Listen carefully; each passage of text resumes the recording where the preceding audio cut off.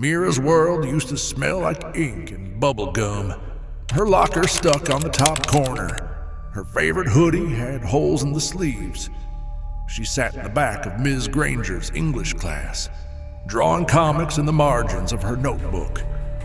Every day at 3:05, she met Raina outside the gates. Raina would pretend she wasn't watching for her. She always was.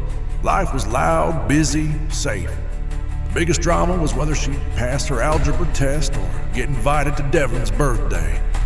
Lex was 6 miles away, 2 precincts over. His morning started with black coffee and dispatch reports. He was the kind of sheriff people didn't question. Quiet, broad-shouldered, always watching. He didn't carry his badge like authority. He wore it like responsibility. He'd been chasing small-time dealers, responding to drunk and disorderly calls, riding up stolen bicycles. Nothing prepared him for what was coming. The first call came in as a disturbance. A man collapsed in a diner booth, convulsing. Eyes rolled back, foaming at the mouth. Paramedics arrived. One got bit, the other didn't leave the diner. Lex locked the place down. CDC was called. That's what they said anyway. Mira was sitting in the cafeteria when someone screamed down the hall. A girl burst into the lunchroom, covered in blood. She wasn't hurt, but her eyes didn't look human anymore. Security tried to stop her. 2 went down. 1 got back up. Wrong. School was evacuated. Mira grabbed Raina's hand and ran. The phone stopped working halfway home. Sirens didn't stop. Lex watched the hospital overflow. Nurses screaming for help. Doctors boarded windows. Patients strapped to beds, shaking like animals. He tried to organize a perimeter. Officers started disappearing, then reappearing with blood on their shirts and something missing behind their eyes. Mira watched her neighbors load their cars, yelling at their kids to hurry. She waited for her mom to come home.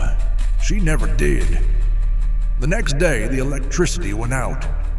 Lex made it back to the station. Only 2 deputies left. One was bitten. He shot the other himself. It was cleaner that way. Mira packed a bag, took Raina, and left. No destination, just movement.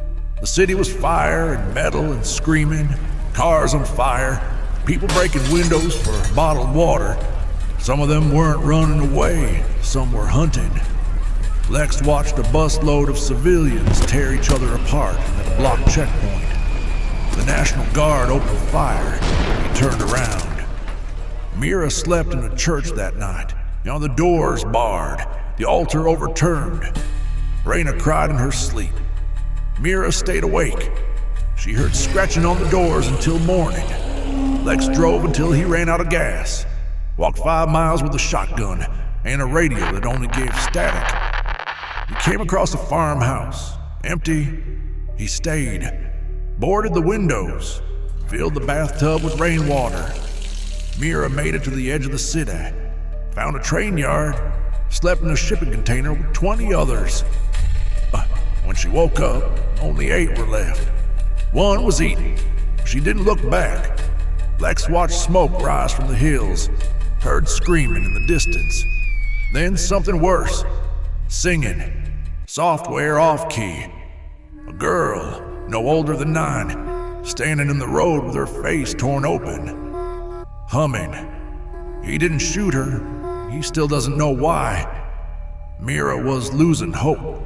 Raina was burning up. No food, no medicine.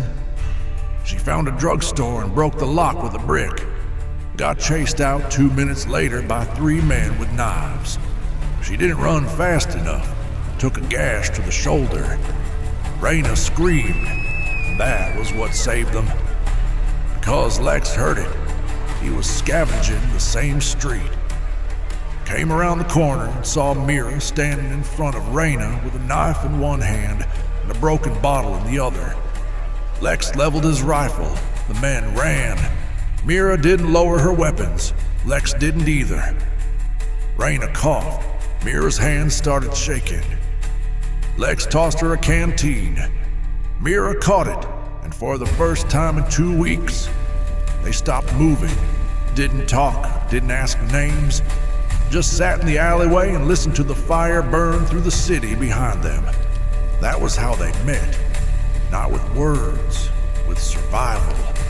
One scarred man, one terrified girl, and a kid too young to understand the end of the world. They didn't plan to stick together, but in that moment, neither one wanted to walk alone anymore, so they didn't.